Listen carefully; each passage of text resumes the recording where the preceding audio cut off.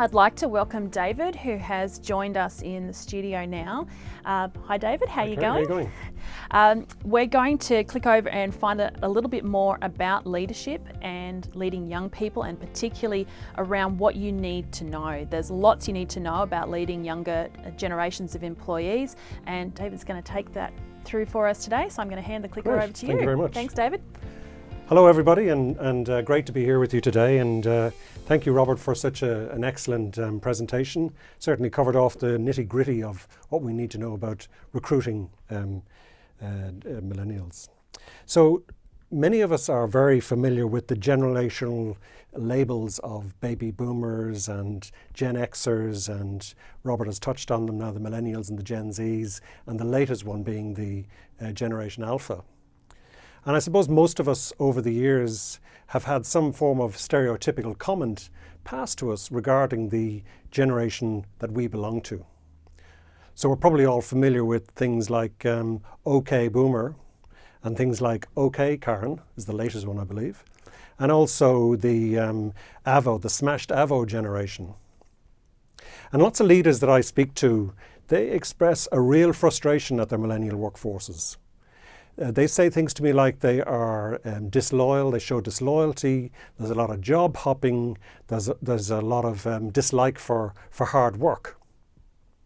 And millennials have really been cast as, I suppose, the experience-seeking, travel-loving, commitment-avoiding mortgage dodgers who privilege lifestyle above all else, and they invented the term of the bank of mum and dad. So that sounds all a little bit harsh. So in preparation for today, what I thought I would do is just think a little and try and, as they say, walk a mile in my shoes. So before you judge a man, or a woman for that matter, walk a mile in their shoes. So I reflected on what was it like for the older generation, for example, when we went to university. So when we went to university, it was free, woohoo. But now, for millennials, they end up with a HECS debt that you couldn't jump over. And not only that, but recently the government have started talking about, why don't we make some of the degrees more expensive than others to encourage people to follow degrees, not what they want to do, but perhaps where they might get a job afterwards. Then I thought about, well, you know, on the weekends to supplement our income, older workers, in the good old days as we call it, we had casual work where we got nice penalty rates. And if you put yourself in the shoes of today's millennial, they need to work a little bit harder because penalty rates have been adjusted. And now for a moment consider when the millennial leaves university, goes out into the big bad world, and now they're faced with buying a home. And the studies tell us that the ratio of the amount of salary required to purchase a house today compared to what it was 25 or 30 years ago is significantly higher. So the only reason that I raise this is I wouldn't like that today turns into a session of punching down on a generation. That is not what today is about. It's merely about helping people to lead better. So just wanted to acknowledge all you millennials out there who may be listening to it. As a baby boomer, I want to acknowledge what I saw as the view of millennials and walk a mile in your shoes. Look, nevertheless, millennials to us baby boomers and Gen Xers are a mysterious, strange tribe. But are they really much different to the other generations? What do they really want from their work? The Harvard Business Review published a study. It was a meta-analysis or a thorough analysis of 20 different studies comprising 20,000 different people, 4 generations, looking at 3 work-related criteria around job satisfaction, organisational commitment, and a person's intent to leave. And what they found was that the results that indicate any sort of relationship between generational membership and work-related outcomes were practically non-existent. So in effect, millennials are pretty much the same as every other generation.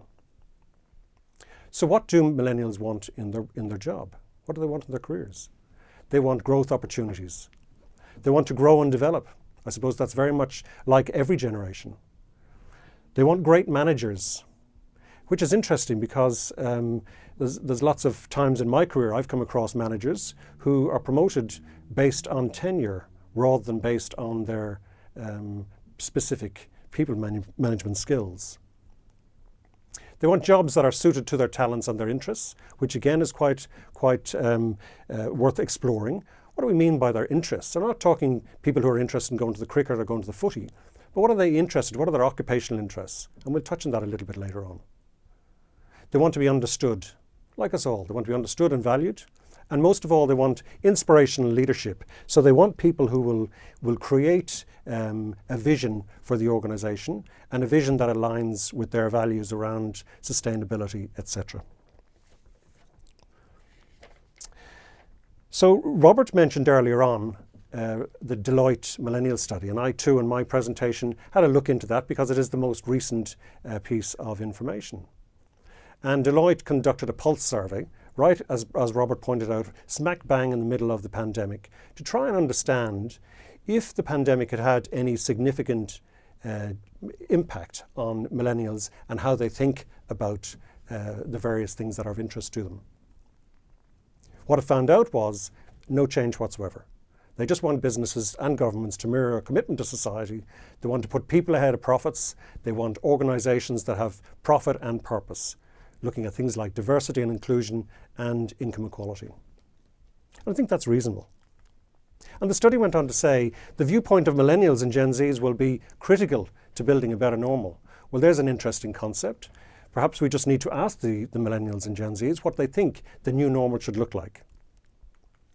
They also went on to tell us that job loyalty increases once the business address the millennial employee needs. In fact, the study said that more millennials said they'd like to stay with their employers for at least 5 years than would prefer to leave within 2 years. So how can we really understand what makes them tick? How do we understand what motivates a millennial at work? The key to leading millennials is about understanding their hard wiring. So you might say, well, what's hard wiring? Psychologists tell us that our hard wiring or our behavioural traits start forming when we're around 10 or 12 years of age. And from the time we're sort of 25 or 28, 30 years of age, they're pretty much set in concrete. Now, barring any major traumas in our life, and obviously, people can do neuro-linguistic programming, etc. But generally, the hard wiring, our natural tendencies, remain pretty much unchanged. And most problems we face in business today, we resolve them using some form of objective data. So what we do is we look at, we've had some lost sales, let's just look at some data and see what happened compared to this time last year. Or we did a product launch and it didn't achieve what we want, let's have a look and see what were the situations this time last year. So why should it be any different with people? When it comes to people, knowledge is power. So today, what I wanted to show you was how using 3 key leadership building blocks, combined with behavioural insights and some psychometric diagnostics, will help you to reduce that frustration. So you remember I talked at the beginning of the presentation about the frustration that employers tell me they have with their millennial employees. It'll increase your retention. So again, think back that employers have said there's job hopping. They don't stay in the job very long. And finally, it'll boost productivity. So if you think about any improvement in productivity is well known, it goes straight to your bottom line. You're paying them anyway. If you can produce more and deliver more, your business will be more profitable. So before that, I just wanted to say that sometimes when I mention to people about psychometric and behavioural analysis, they might say things to me like, oh, I tried them before. Or they might say they're really good for big companies, or they're a bit too expensive, or you know what, you need a university degree to interpret them. In fact, today's presentation will explore how the knowledge the next generation of diagnostic instruments can really enhance your leadership ability and skills. They're cost effective, they're simple to understand, and they can be used in any size organisation. It doesn't matter whether you employ 5 people or whether you employ 5,000 people. So I'd like you just to think for a moment about your very first mobile phone. So I remember my Nokia with favour. And who uses a landline nowadays? And think about the technology changes that have taken place compared to the Nokia, say, and today's iPhone 12 or whatever number we're up to. And so it's very similar with the psychometric technology. The advances that have happened over the years have come ahead in leaps and bounds. Look, for 10 years or so, I've been very fortunate to be an executive coach, coaching leaders right around the globe. So I've worked with leaders in the USA, in Europe, and in Australia. And I always use some form of diagnostic tool as part of my coaching program. In fact, I'm sure most coaches do. And I've always observed over the years how the technology has, again, come ahead in leaps and bounds. So at the end of the day, we wouldn't so much as buy a house without getting some objective data about the sales in the street, nor would we buy a car without understanding some performance information or get some reviews, independent reviews that have been written about the car. So why on earth would we try and approach one of the most difficult things that we do in leading people and managing people, armed with nothing more than just our intuition? Certainly in my role, I have to say, as a coach and a leader, I have found having some objective data available to me is really invaluable.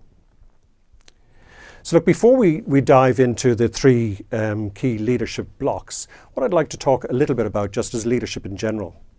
So people often say to me, is a manager a leader? What's the difference between manager and leader? So manager is a title. Manager is a title that's given to us by the boss or the directors or whoever the superior might be. And as I mentioned earlier, sometimes managers are promoted based on tenure and not always based on their ability to lead people. Sometimes it's as a result of their skill in terms of solving problems. They end up with 4 people and they need to look after them. Leadership is more bestowed upon us. So just because you're a manager doesn't make you a leader. In fact, people observe their leader. They observe how they are managing people, how they are, treating people. They're looking at things like fairness. They're looking at, are they real? And particularly millennials are really keen to make sure that the people that are leading them are real. How's their communication? So I'm sure we could all come up with a laundry list of what makes a great leader. As far as I'm concerned, we're all familiar with the balcony dance floor analogy. So the leader spends more time on the balcony with a view of the horizon, whereas the manager is spending more time on the dance floor, looking at the P&L and what's going on in the day-to-day. I'd also now like to spend just a little bit of time talking about leadership styles. So the first type of leadership style is the laissez-faire, and pardon my French to anybody out there. That's the hands-off type leader. They're the type of people who give little or no feedback. It's often that you will see this type of leader treat their high performers with a laissez-faire type approach or hands-off type approach. They'll usually be heard saying, look, I don't believe in micromanaging. This person's doing a really good job. They know what they're doing. They don't need any input from me. And when you talk to the people who are experiencing this type of leadership, they usually say things to you, you know what? I don't know if I'm doing the right things around here. I don't get much feedback around here. I don't actually know if I'm doing a good job. So laissez-faire leaders don't hold others to account and have no influence. So this, I suppose, sets the tone for tolerating mediocrity and poor behavior in a business. And the people, as a result, particularly the high performers who enjoy feedback, as I said at the beginning, they want great managers who are going to guide them and develop them. They want to grow and develop. If they're not getting feedback and helping that achieve their goals, they're likely to say, thanks for coming, I'm going to pull up stumps, I'm out of here. So I wonder how is laissez-faire management style contributing to perhaps that apparent lack of loyalty that some managers may be observing in the millennials. On the other hand, we have the autocratic leaders. So the autocratic leaders are the ones who are more my way or the highway. These leaders are generally excuse me, if you don't do it my way, well then hit the highway. They're usually highly directive, and they use role and title as a hierarchy, as power. What this sets the tone for is compliance. So the people who work for an autocratic leader tend to be quite compliant in the way they go about doing their job. They're less likely to put forward any suggestions or ideas or room for improvement, because they feel that the idea will be shunned and won't be listened to. What that spawns is, that type of behaviour spawns, is you get what's called below the line behaviour. So people who are experiencing an autocratic leader tend to go to below the line behaviour, which is such behaviours as blame, excuses, denial, etc. So in the middle, you now have the collaborative style leader. So these are the leaders who take more of a constructive approach to leadership. They work alongside their people. They co-create solutions and co-create creative ideas. They're willing to listen. They're open to influence. They encourage ownership and they encourage accountability. And the result is that because people are more invested in that particular style, they tend to take more accountability for it and take more accountability for the outcomes. So it's less likely that actually people need to be held to account. However, collaborative leaders are very comfortable with that. At the end of the day, these leadership styles are a continuum. So none of us are operating in one or the other. But in terms of managing and leading millennials, the collaborative style where you engage the millennial team is proven to be the most effective. So let's just talk about the three building blocks of successful leadership. So look, what's happened in the last few months all over the world has seen the biggest migration of people, forced migration of people out of offices and into home work. So there's never been a more critical time for great leadership. And as I said, most of us can probably come up with that laundry list of, communication, authentic. These are all the elements of great leadership. But what I wanted to talk to you today about are three different steps that you can integrate practically into your leadership style and add to your leadership style to help you in managing and leading your millennial cohorts. So the first one is around creating a productive environment. So a productive environment, the leaders will tend to create a foundation for a rich and fertile working environment. This is the type of environment that recognizes potential, it rewards excellence, and it encourages creative thinking. So I'm not sure if you all know the late Sir John Whitmore, who's considered to be the grandfather of executive coaching. He stated, look, it doesn't really matter what we're doing in our roles, whether we're coaching, advising, counselling, facilitating or mentoring. It all depends in a large measure on our beliefs about human potential. We've all heard the expressions of, to get the best out of somebody, or that person has hidden potential. And what Sir John is saying really is that unless you believe your people possess more capability than they're currently expressing, it's unlikely you'll be able to help them express that if you don't believe in their potential. So it really comes down to thinking of your people more in terms of their potential than in terms of their performance. So thinking of your people in terms of their potential more than their performance. Now, if as you sit there and you reflect on that and you're thinking about some of your people, and if you don't have positive feelings about their potential, and we call that a relationship, so your relationship of competency with them may be damaged, well, that's a different discussion and not one for today. So it really is around thinking about your people in terms of potential rather than performance. So how do you do this? So I would urge many leaders, to adopt a coachable moment, or to adopt a coaching culture in their organization. And what do I mean by that? So psychologists again tell us that the human mind cannot not respond to a question. So the human mind cannot not respond to a question. So what does that mean? So if I say to you, what are your plans after today's event is over?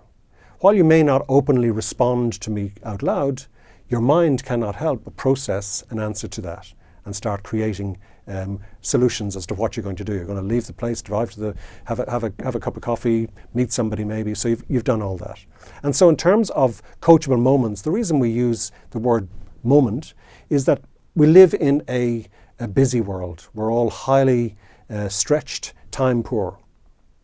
And so there'll be times during our days and our weeks where somebody arrives at our door or somebody pops in to see us and says, look, I've got a problem with X or Y. And as a leader, you have a choice. You either can provide somebody with the mentoring, which is, we define that as the benefit of your experience, think master and apprentice, or you can provide them with some coaching. And we define coaching as helping people to learn rather than teaching them. So helping them to learn rather than teaching them. And so a powerful question is how you help people to learn. So if you make a decision in that moment as to whether you're going to put on your mentoring hat or you're going to put on your coaching hat. So you may say to the person, oh really, you've got a problem with such. What have you been thinking about doing? What thoughts have you had so far about how you're going to approach it? Who else could help you with this? So these types of approaches can help to really create that coachable moment and that coachable environment and coaching culture within your organization. The second building block is around building what we call an appreciative self. So this is, put simply, this involves more focus on what's working and what you want more of, and less focus on what's not working and what you want less of. So this theory was explored in a book by Gervais R. Bush. I love the title of this book. It's Clear Leadership, How Outstanding Leaders Make Themselves Understood, Cut Through the Mush, and Help Everyone Get Real at Work. And what Gervais said is that, look, a lot of the time it's believed that leaders' domain and managers' domain is that of problem solving. And his view is that, look, that may be the case, but most times, particularly in larger organizations, leaders and managers are so far away from the problem that they may not actually understand the correct way to solve it. He suggests that really top-down solutions lead to resistance because people have had no say in creating them. And so for a leader to build an appreciative self, it's about shifting the problem away from themselves. It's about encouraging the staff to come up with their own solutions, exactly in line with the previous building block. So it fits like a glove into the previous building block. It's around helping them to solve their own problems.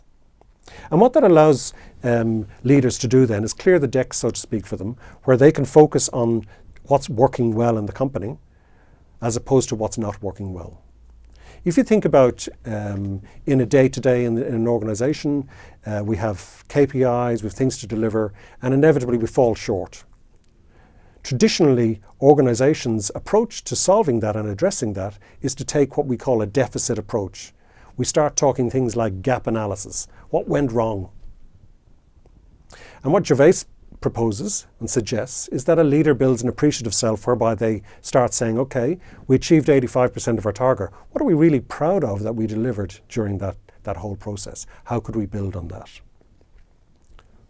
So at the end of the day, you know, while people are the main asset of every business, it takes a quality leader to really exploit that full potential and make sure that the company thrives and grows. So building an appreciative self is your second building block. The way to sort of understand this and to put it in simple terms is focus on what's right, not on what's not right. If you can do that, and this stuff is not easy, it's difficult, but if you have a mindset that says I'm going to focus on what's right and not more than what's not right, then you will have a self-fulfilling prophecy. So the third building block is around continued learning. So once you stop learning, you start dying. Albert Einstein said that to us. And it doesn't matter how high you go on the ladder or how high you are in the career, you'll always have something that you don't know. Human beings, you know, we're not perfect, and the world is constantly in a state of flux.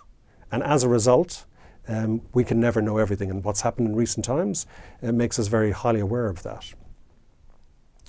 So the main focus of continuous learning is learning more about human psychology and what is it that makes your people tick. Behavioural science has told us that the most successful people are the people who know themselves. They understand their strengths and their weaknesses, and they build on those, and they play to their strengths and weaknesses. And so by focusing on understanding your employees and understanding their hard wiring by using objective data, you can really enhance your learning. Now, I'm not suggesting that everybody rushes off and enrolls in a psychology degree, but what I am suggesting is that perhaps you use some of the tools that are available to you out there to help you understand more about the people that you're looking to lead. This is an example of what we do at Great People Inside in terms of the type of information that we provide you with. So down the left-hand side of this graph, you can see what we call dimensions, ranging from, in this case, extroversion to tenacity. And we've got 61 dimensions that you can choose from. It's fully customizable. And it allows you to see where the people sit on the scale you can see in front of you from 1 to 10. That's not a score out of 10, it's a scale of 1 to 10. And the inverted triangles in the traffic light colours, green, orange and red, indicate where young Aaron Sample, the human resources specialist, sits on that scale. So it provides us with very easy to understand information to allow us to make decisions. So we measure everything, the total person. We measure a person's cognitive ability, we measure their behavioural traits, and we measure their occupational interests. So if you remember earlier on, I said, how do you know when you want to learn about somebody's talents and interests? It's not just about if they like to go to the footy, it's about understanding actually what motivates them at work. And we can help you with that. And then you might remember that I mentioned earlier on that sometimes people say to me, reports are not very easily understood.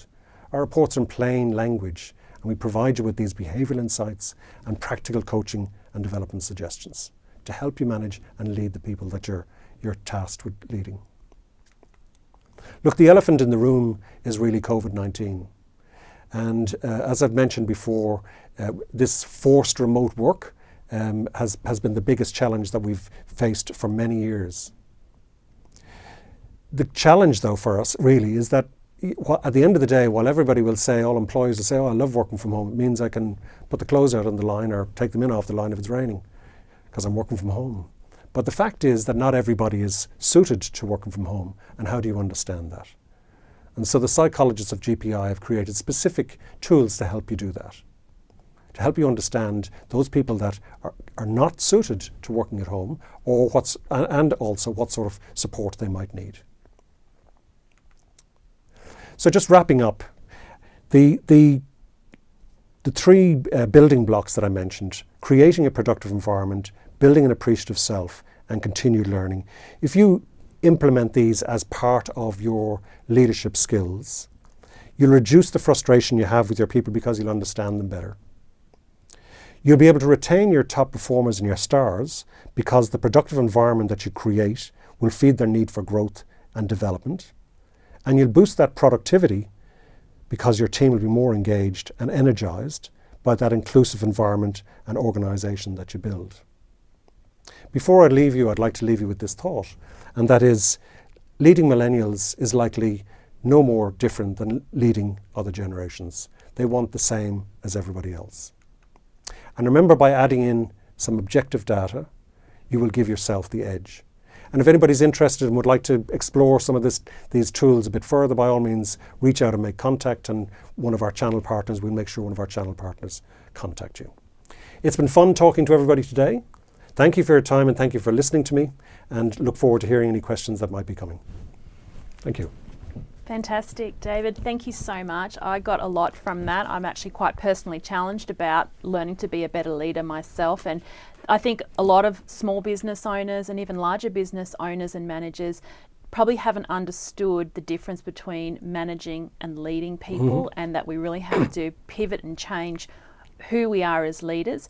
Personally, having worked through large corporates as well as running my own small business, no one's really ever taught me how to be a leader, and I don't really know very many people who have learnt how to be a leader. It's been much more of an organic process and probably not the right one. So I'm really challenging you all as business owners and managers in your business to really consider whether you know how to be a great leader, and if you don't know how, to really embrace that and to learn how to do it. The other thing I think was a big takeaway for me from that session, David, is We spend a lot of time investing in learning how to use tools around things like social media, digital marketing. They're complicated sciences, and we're very challenged to try and embrace that. But very rarely are we seeing people embrace learning how to use great data and information to get better results from their people, and whether that's recruiting the right people or whether it's managing and leading people. And I think that's a challenge to all of us, that we need to start embracing what's available to us as business owners so that we can get better results. What's available. Thank you so much for joining us today. One of the great things that we're going to have from today's session is that Great People Inside have provided that survey for all of our participants today, and so if you want to make sure you complete that, you'll be able to get a whole heap of great analytics that you just saw a really quick snapshot of on the slides today from David. And if you have any questions about those, please make sure you touch base, and David and his team will be more than happy to assist you with that. Thanks, David. Thank you.